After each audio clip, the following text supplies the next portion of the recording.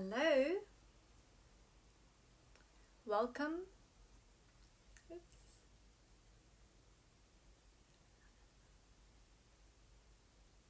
Hi, thanks for joining. Hi, Ali, Chrisandra. Hi, thanks for joining me on this Tuesday afternoon. Um, Today, I wanted to share with you, talk to you, have some conversation with you about emotions, emotional fluctuations, especially during this time.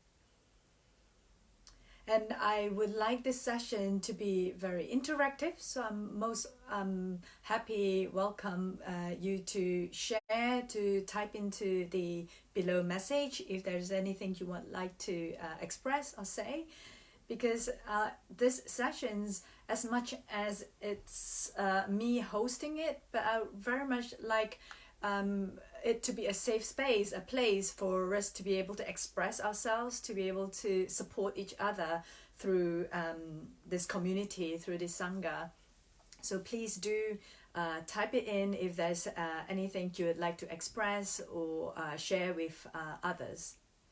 But of course, this is totally personal, and if there is anything more specific, private that you would like to speak to me about, you have my website. You can always message me, text me, or on Instagram you can simply drop me a private message also. Hi Christy, good to see you here.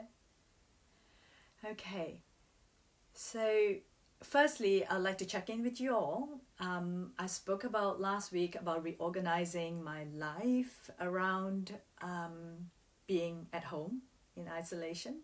How do I take care of my physical body, making sure that I have nourishment and enough movement practice, whether that is your yoga practice on your mat or doing some household chore, walking around, doing your spring cleaning during this time.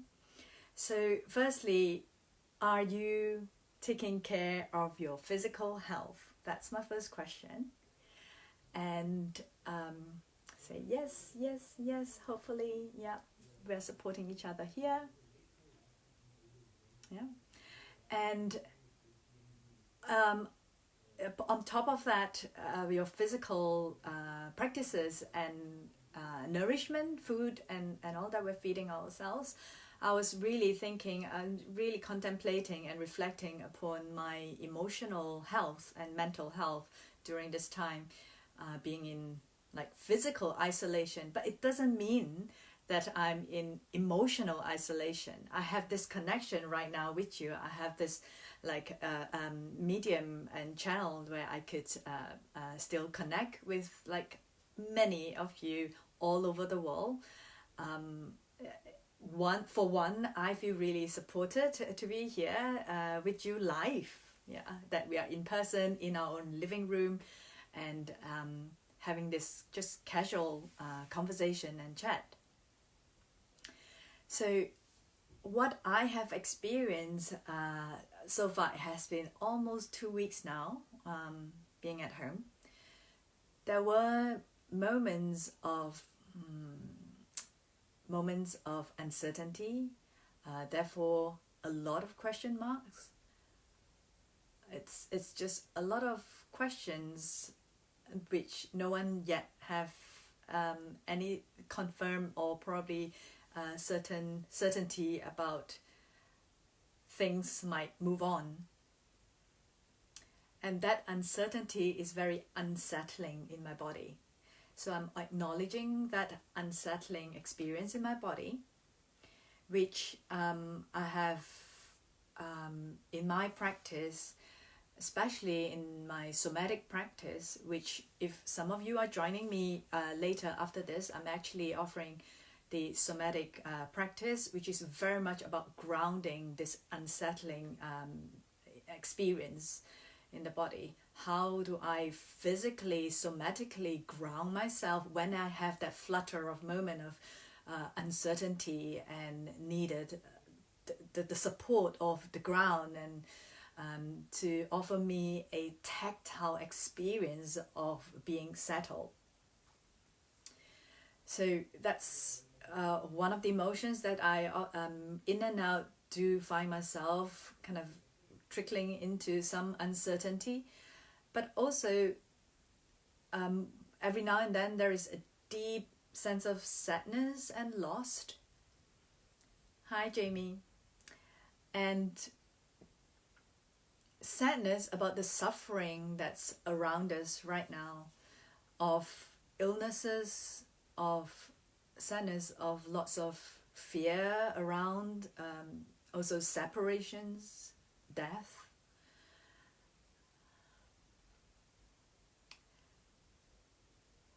It's emotional. It's a lot of people will have to be in the front line right now, and to move forward. And this is one of the moments I didn't expect this. I'm sorry, I didn't expect this, but there's a deep sadness which is shared by all of us, that there will be very nervy moments where I'll feel that I really need a big hug. So yes, we are having this virtual hugging, supporting each other. And I do also physically offer myself hugs through my restorative practices, through certain support of bolsters and blankets, to offer myself that tactile, physical sensation, experience of being hugged, which again I'll show in a moment how we can offer that to ourselves physically, to feel it somatically. There is also moments where it's the mind that's running, that I'm noticing that's just lots of worries. Worry, concept-wise, in the mind, in the head, I know that, and you know, that worry is often about anticipating the future, and especially things that we want to have control over, but it's obviously out of our control. And we can't even put our hands on it, and therefore we start, or maybe I speak for myself, that I start worrying about what other people would deal with, how other people would deal with it, do with various different situations that it's not on my plate. And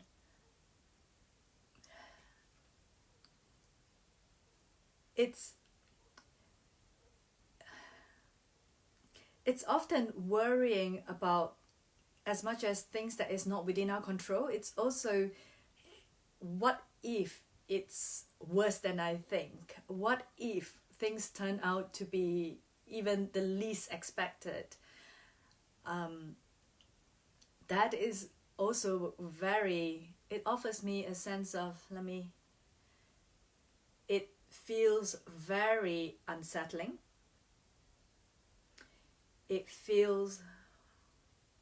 My body feels that it's shaking, it's tremoring when I'm having that, probably related to fear, worry, therefore fear.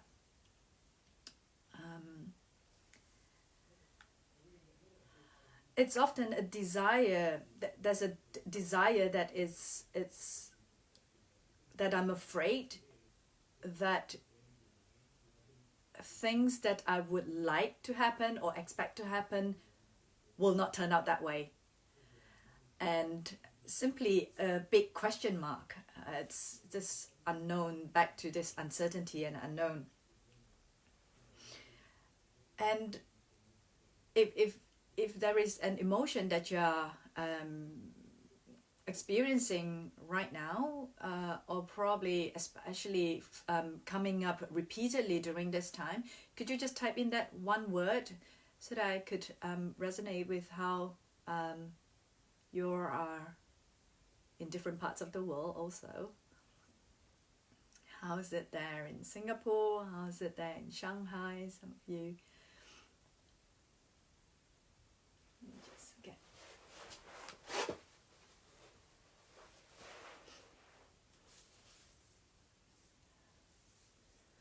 So if there is one word to express your emotions right now, what would that be?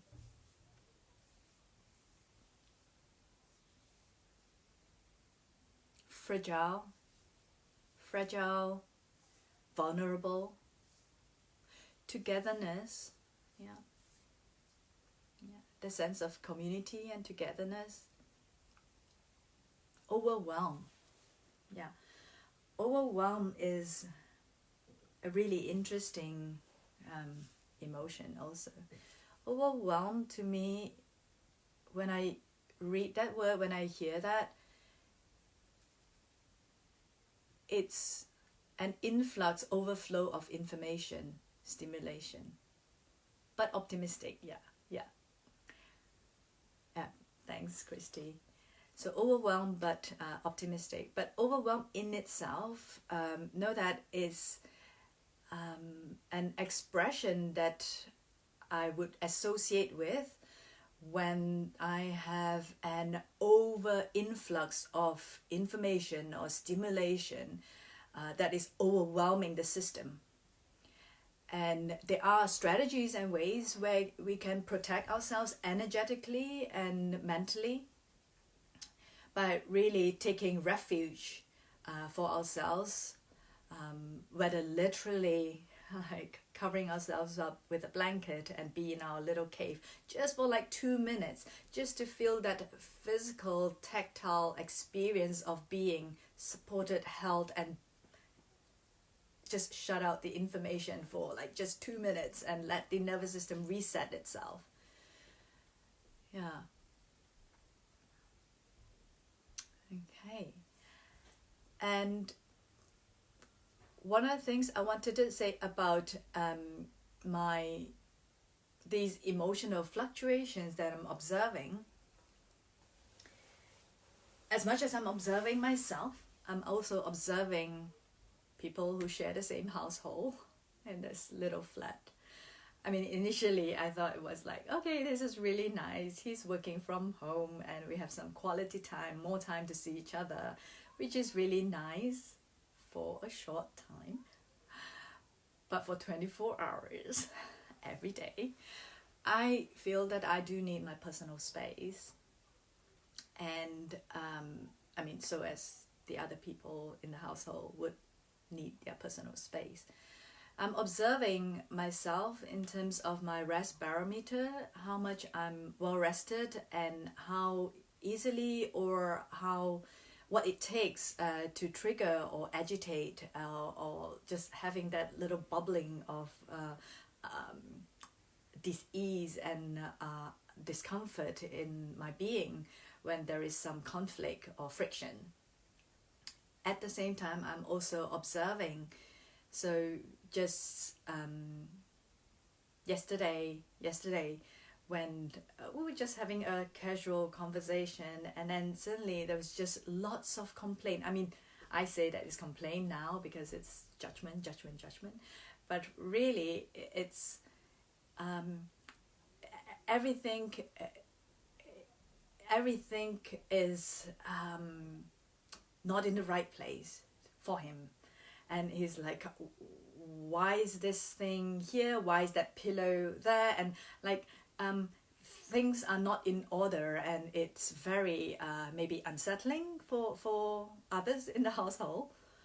And for a moment, the first reaction was like defending myself and saying that, well, I've been managing, I've been trying.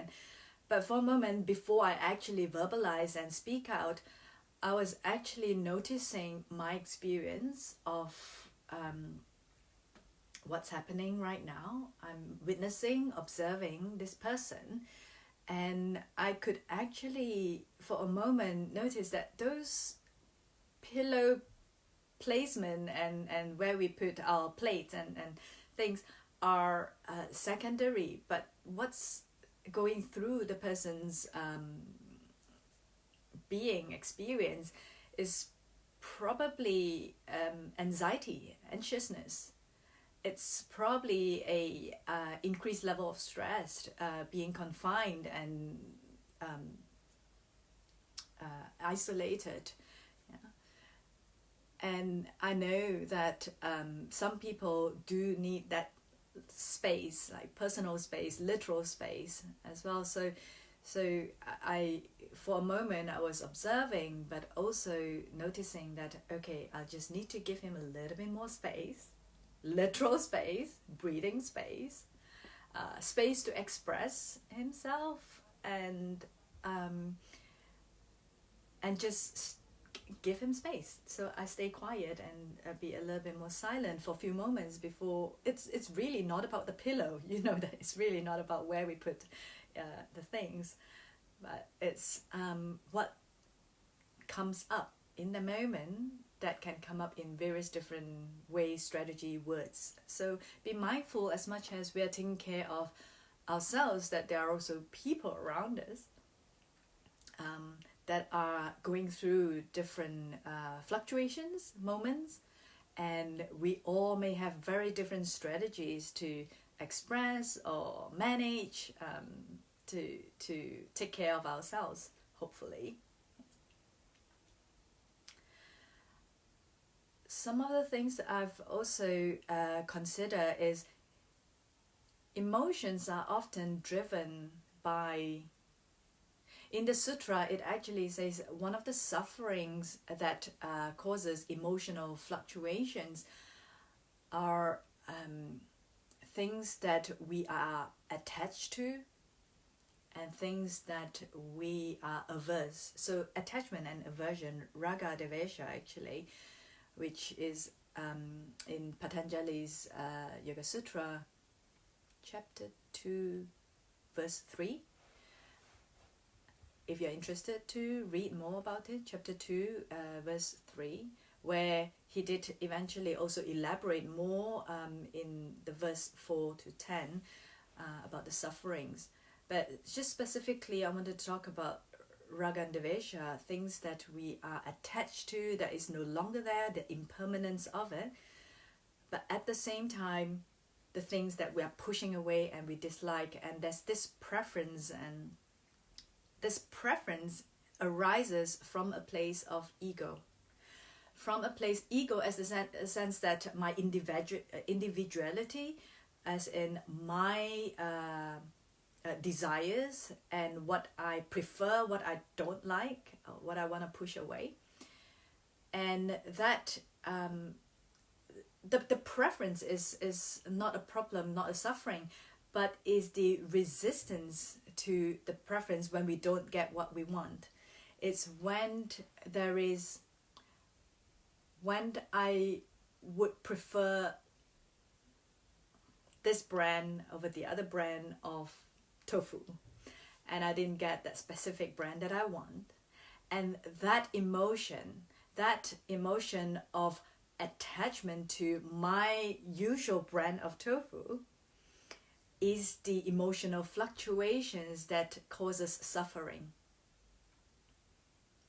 So just because I don't have that brand of tofu, if I'm willing or open or adaptable to be able to try, be open to the possibility of maybe enjoying another brand of tofu for now, just because I can't get to the shop to get my preferred choice, then that emotion no longer have any power over me.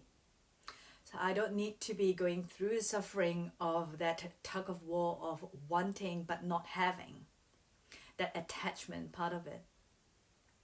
But also aversion, attachment, aversion, really think about it.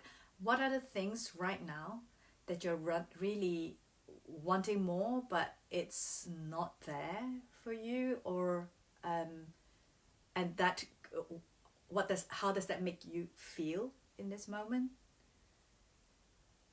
And it doesn't need to be an item. It could be a situation that you are attached to. You want certain things to happen this way, but it's not obviously according to your plan or your timing. How do you feel? How can you be a little bit more open to possibility? There is an intention for health. There is an intention for well-being for ourselves and others. So let's take a pause and just really sense and feel what are the things that is deep within you that you are particularly attached to, that control it's simply an illusion. And what are the things that you have spent a lot of energy pushing away, and just aversion and pushing away? And how does that make you feel? How could you give a little bit more space for yourself to experience those emotions, or the passing of those emotions?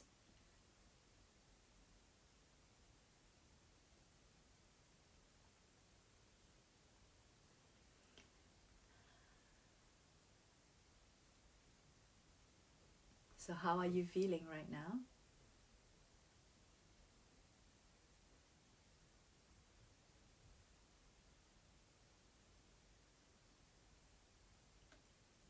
Yeah, just one word, or just let me know that you are okay, that we can continue.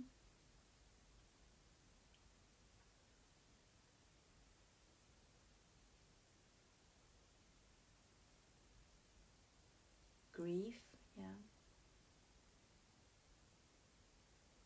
Good, yeah.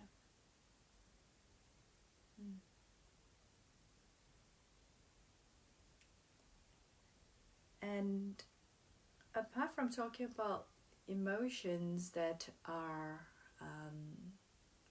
what generally we'll call like undesirable or painful, which is also very life affirming. It, in those same moments when I was experiencing earlier on, when I said when I was experiencing sadness, when I'm experiencing this lack of control and fear and worry, in that same moment, upon reflection, I noticed that there is an opportunity.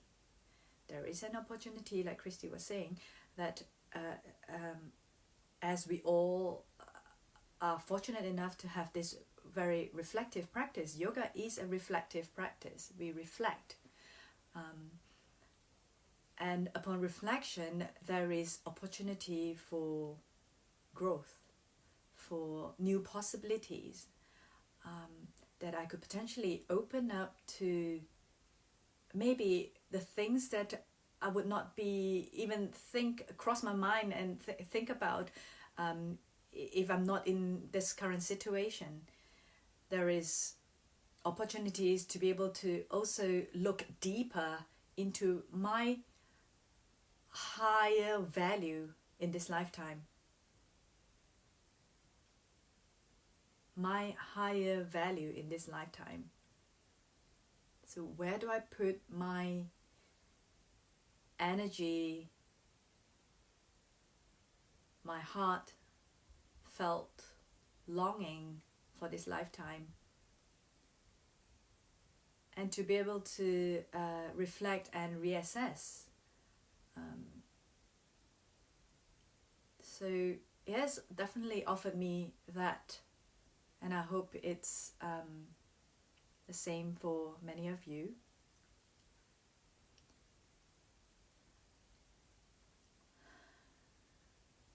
To think, to be able to have a opportunity to think out of the box. It's these two words keep coming up for me as I'm reflecting upon this time, which is a moment where we require a lot of ourselves to be adaptable and resilient. So adaptable and resilient.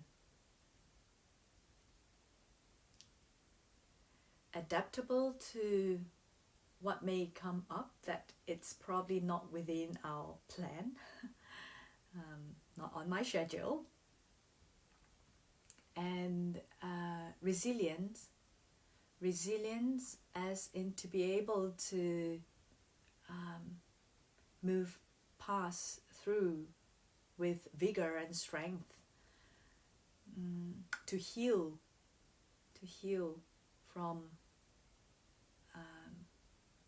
situation and pain and difficulties.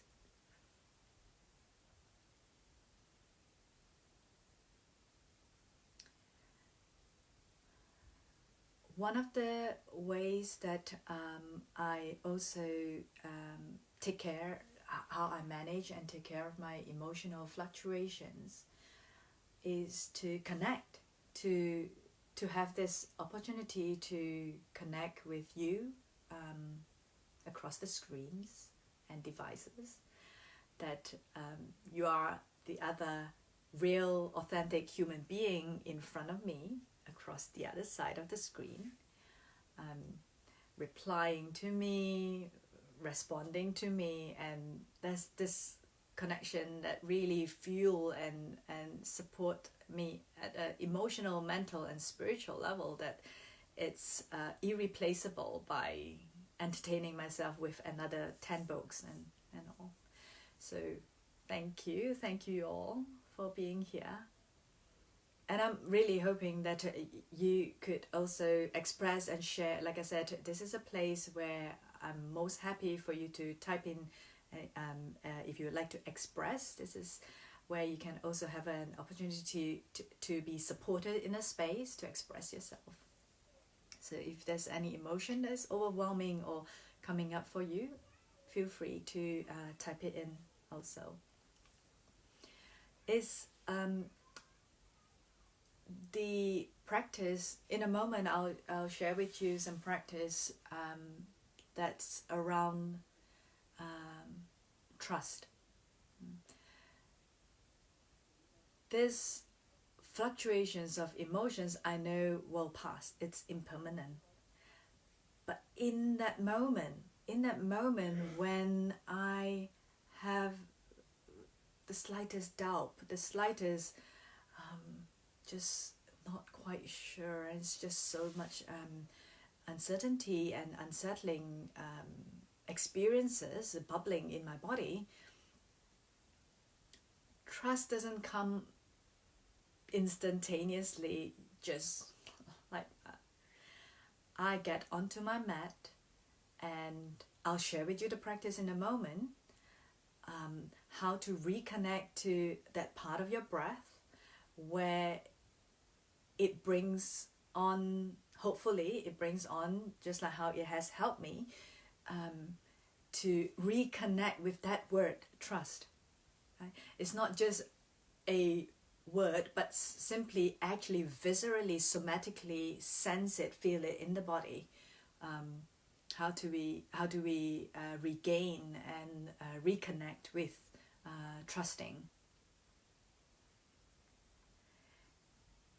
And one of the deep practice, really potent, powerful practice that I have been offering myself and some of my students, and hopefully I have a chance to share with you at some point, is my Yoga Nidra practice to reconnect with my inner resource, my inner sanctuary. My inner sanctuary, I mean, this concept I'll probably explain more extensively on the course. Are some of you joining me on the Yoga Nidra online course starting next week? Some of you. So just want to mention that I will be offering this Yoga Nidra course next Monday start.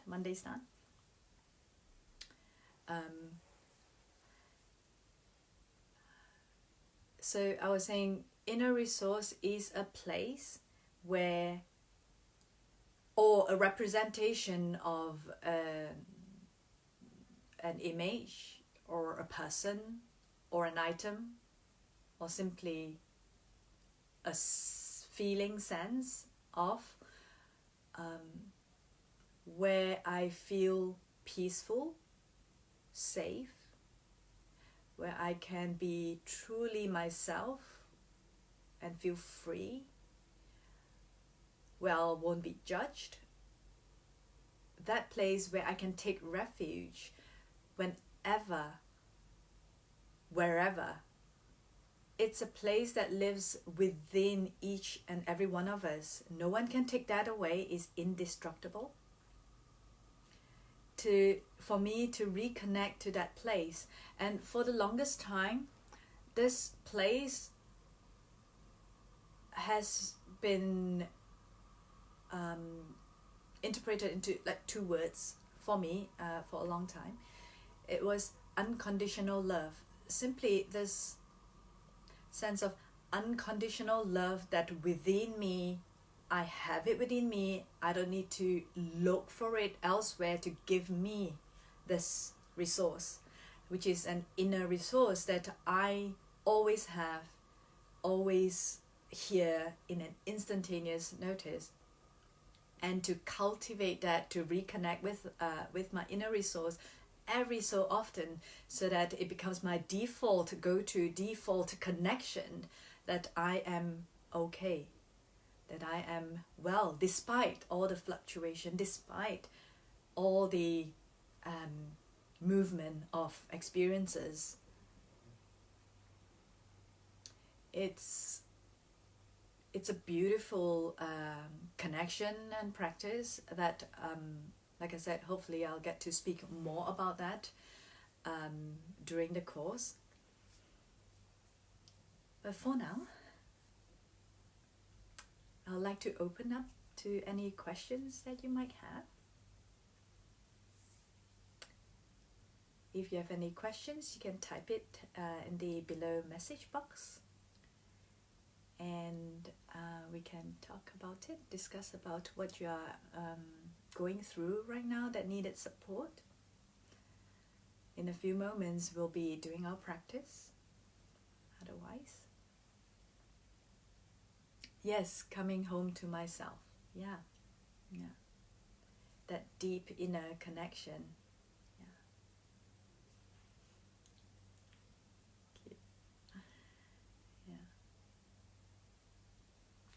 Yeah, what we are doing today. Yes. Oh, miss you. Yes. Okay. Anger. Yeah. Anger.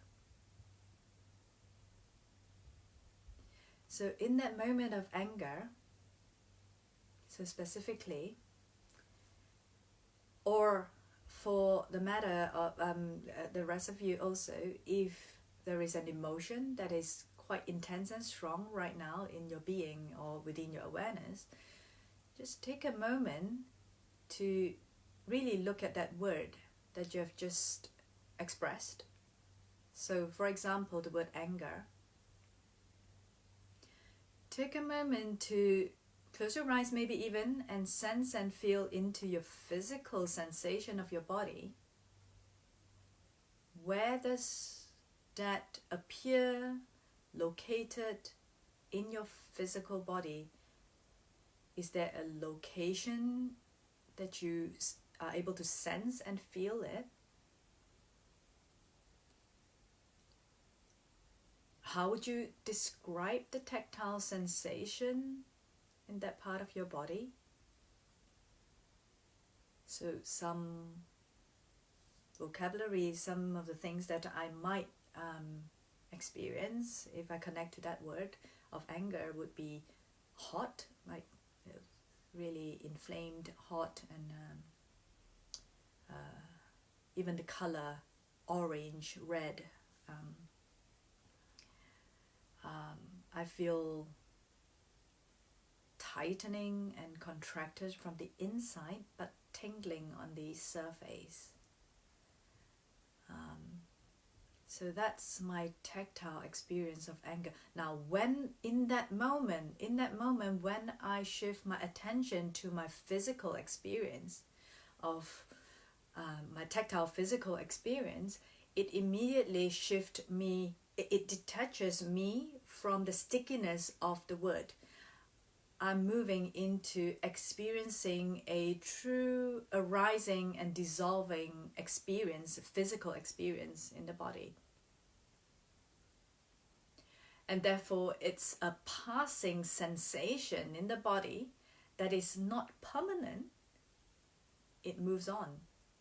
And sometimes certain emotion might keep showing up. The same emotion might keep repeat itself and show up over a period of time. And what I've learned from a meditation teacher is that when an emotion keep repeating itself or revisiting, there is an underlying message that is yet to be delivered, and therefore it has to keep revisiting for it to be seen, to be heard, to be met, to be acknowledged, to be truly welcome, and let it move past the cycle of change, which is birth, growth, stability, decay, and death. It's just moving through the cycle of change.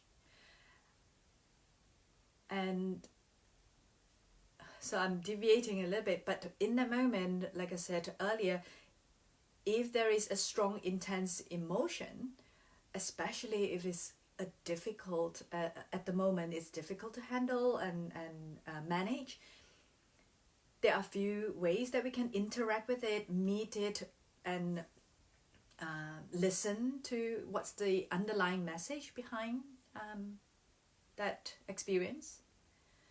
But one of the immediate things that I sometimes, like what I've described earlier, is to go straight into my physical experience of it and describe it literally in words. I mean, it can be silent, or you can literally say it out, like what I've just expressed earlier, in terms of that increase in temperature in my body, the tightness and contraction in my body, the tingling, and to let that express itself, let that move through the stages of change to full-blown growth, to stability, to let it pass eventually. But there is a message. I believe that there is always a message behind, and the body and mind is intelligent enough to have different signals and coping mechanism for us to survive. So that's not to be ignored. I'm not ignoring or pushing away anger. There is a reason for its appearance, for its presence, presenting itself, especially if it's presenting itself repeatedly.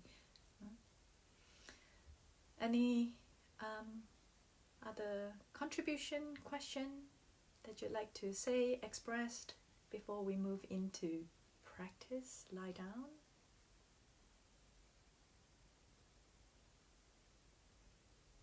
Okay, I'm happy to again take more questions later. If you feel like you rather type it privately to me, or later on in the message post at the bottom, then please do connect with me through those messages. And like I mentioned earlier, if you are interested for me to speak more about certain topic, feel free to request and send me a message. If specifically you'd like to know more about inner resource and Yoga Nidra, I highly recommend, because it is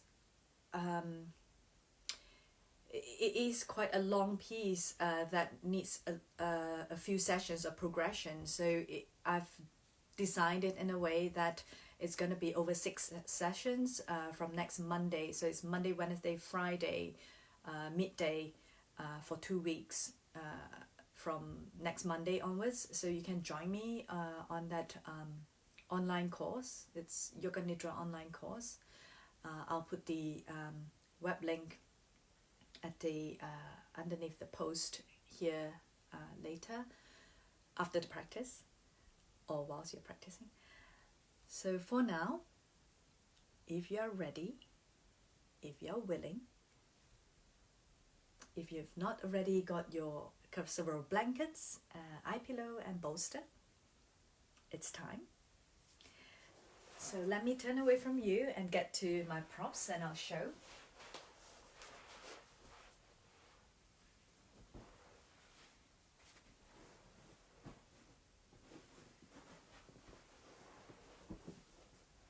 So I'm gonna have a blanket.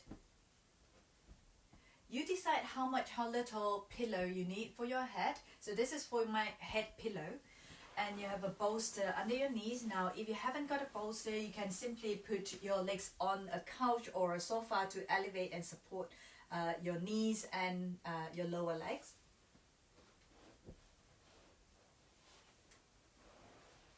And we're gonna have another blanket folded in a way that it is a little bit narrower than the armpits. So if I face you again, so the that's my armpit, so it's a little bit narrower than the armpit, and that's going to rest on your front body, on your chest, on your abdomen. And of course I have a third blanket here, for covering up, for warmth, so feel free to cover yourself up when you get into this position. So like so, eye pillow on, blanket on your front body. You can wrap your arms here. And in a moment, you can keep your arms here all this while, or take your arms out to the side if that feels easier for your arms or shoulders. So let's get onto your props and mat, and I'll guide you through.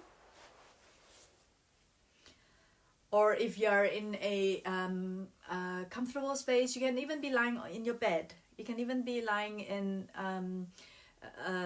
shalong or somewhere comfortable. Just make sure you are comfortable for extended time, staying there uninterrupted. Are you ready? Make sure you can hear me still. So make sure your device is close enough that you can still hear me.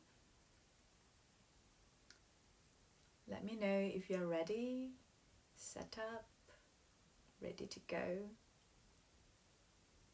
Give me a heart or thumbs up so that I know. Maybe I'll just wait for another half a minute. Yep.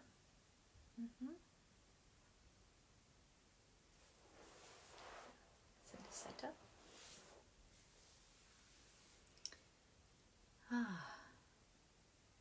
I am so glad to be supporting you across the screens this way. Yay. Okay, hi Kate. Baroness, hi Catherine. Okay, so all set. Cover up with a layer of blanket so that you are comfortably warm. And it also offers a energetic boundary when we take rest and refuge. So this is your energetic cave, little cave that you have set up for yourselves. And put maybe an eye pillow. If you prefer not to be across your eyes, you can put it across your forehead also. Or something, a shawl or a scarf just to block out the light. You can just cover it across your eyes. Hi, Papa.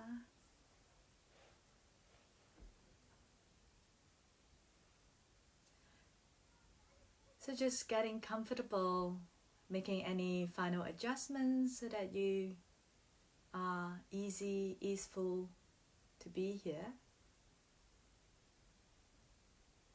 Just checking that you're happy with your head support. If you need a tiny bit more or less, be generous. Make that slightest adjustment for yourself. Arrange your blanket. And if you haven't already, if you'd like to try having that blanket along, resting on your front body, even a heavier blanket or even a cushion. And sometimes I use my favorite soft toy and just rest it on my chest. Yeah. And just hugging. That gives you a sense of like weight, heaviness on the front body.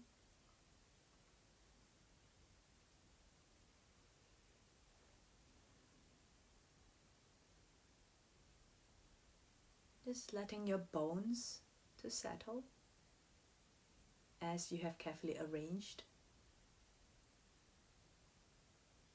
that you have carefully supported yourself in this shape and position.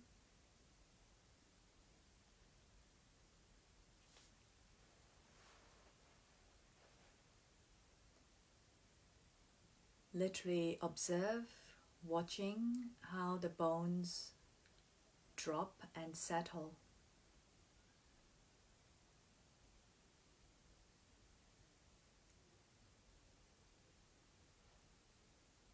And now continue to observe the layers of your tissue and organs begin to settle.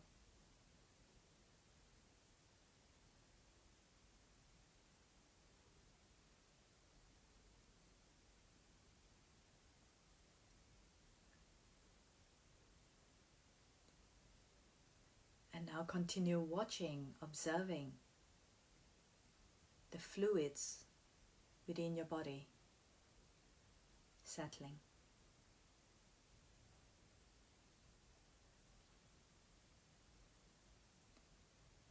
The fluids within our body, it's constantly flowing, circulating, moving. But settling simply doesn't mean that they stop moving, but simply they are moving in a way that is undisturbed. It's a very quiet flowing of fluids within the body.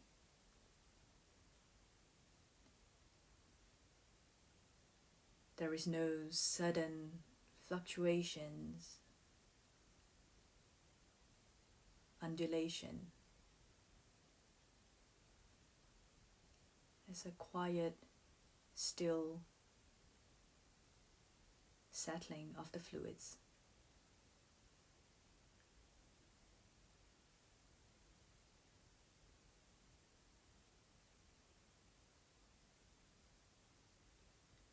And take a moment to zoom out so you could see the whole body settling from your bones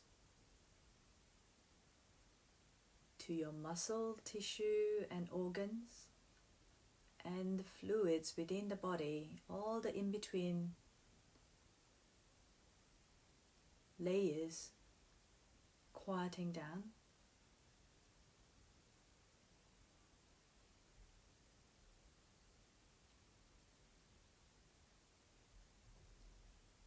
And just noticing the natural breath that's coming and going.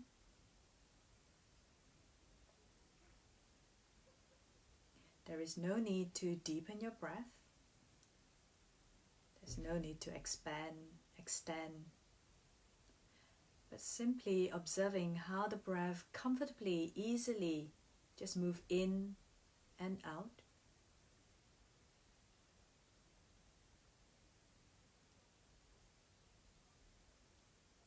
It's simply a movement of breath flowing in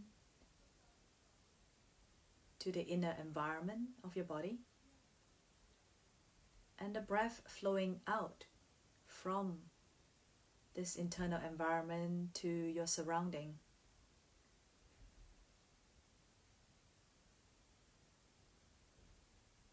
And one breath at a time,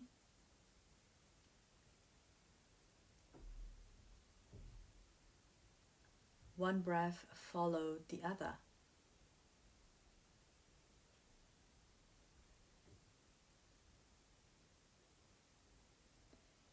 Each breath, whether it's an inhale or exhale, transitions smoothly from one to the next.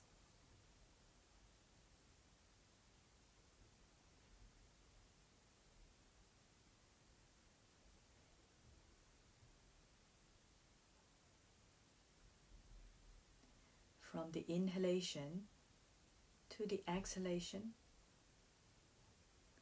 The exhalation gives rise to the inhalation.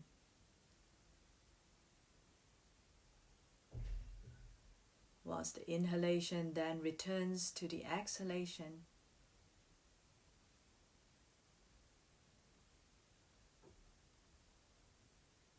And without instructions, the exhalation continues to return to support the next breath.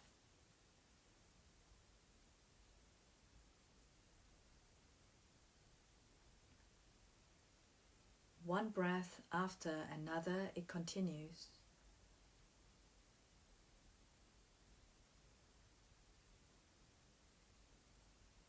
Trusting that this breath will lead to the next. Literally, your inhale will draw in and affect the exhalation. Trust that your exhalation now at some point has to return to inhalation, and it will.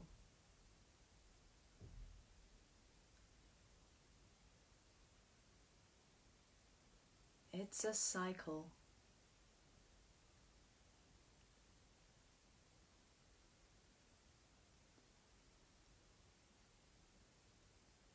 At any point, every time I disconnect,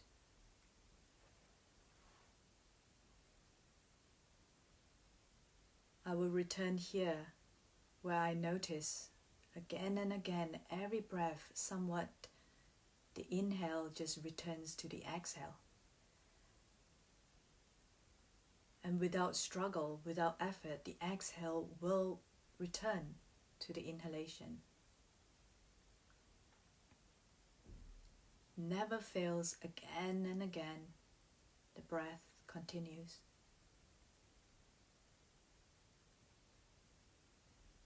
I can trust my breath.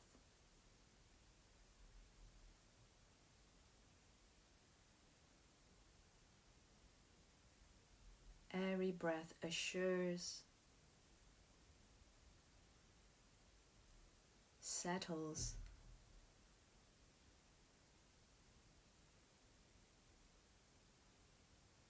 each breath allows me to settle more into stillness, because there's simply no struggle, no effort to inhale, then to exhale, and continues.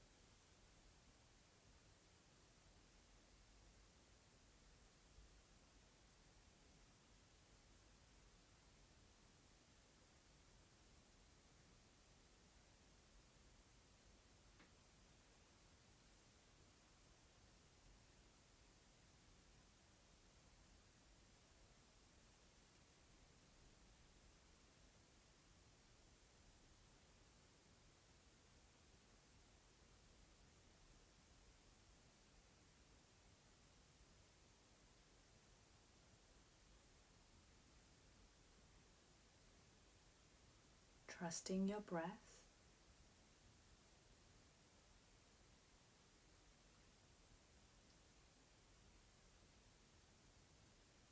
also trusting this inhalation will complete itself, and the next exhalation will return and continue the process of exchange.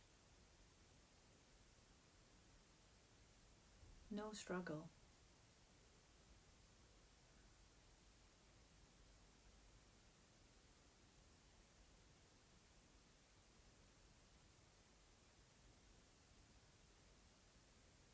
Trusting your breath is doing all it's able to support your living, surviving.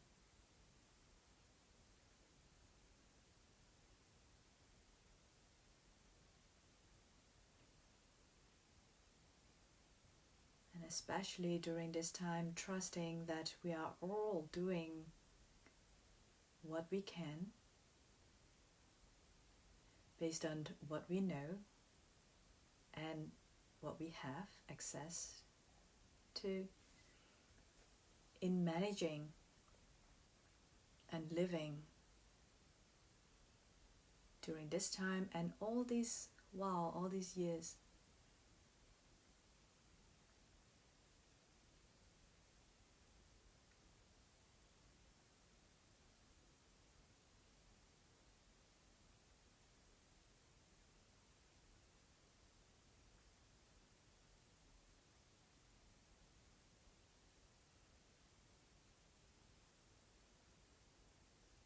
So know that you can often return to this practice by noticing, simply noticing without specific breathing instructions, but simply noticing how your inhale will naturally return and restore your exhalation.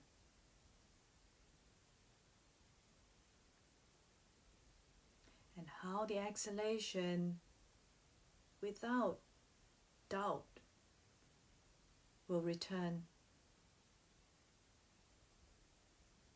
and brings back the inhalation, and it continue. The process continue. Physically sense and feel the continuity, the dependability of your breath.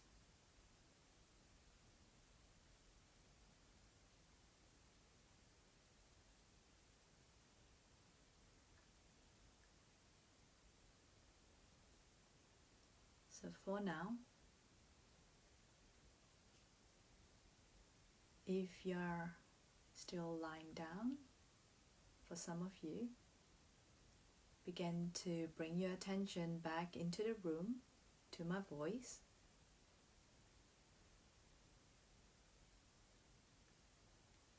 Slowly moving, with knees bent, roll over to your side. Take some time on your side.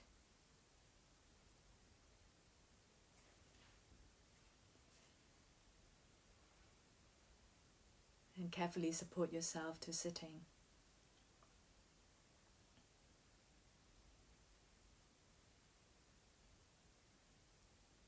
How are you?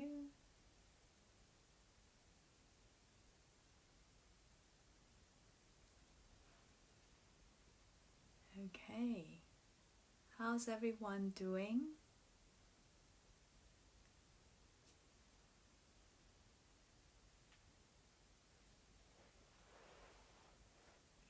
So I just wanted to say that this recording, this whole session, including the conversation and the practice, will be on my Facebook page. So if you haven't already, you can just go to my Facebook page, Yoga with Adeline Cheong, and you can watch it again and again, play it and share it with others. On Instagram Live, I think they're keeping it on only for 24 hours. So if you're sharing it on Instagram Live, you'll see it in the stories, and it's on for 24 hours if you want to repeat and watch it. But otherwise, it will be always there on the Facebook page, my Facebook page. I'll put down there the link to some of the information that might be helpful, resources. and I'll see you all soon. Yeah. Thank you for joining me. Namaste.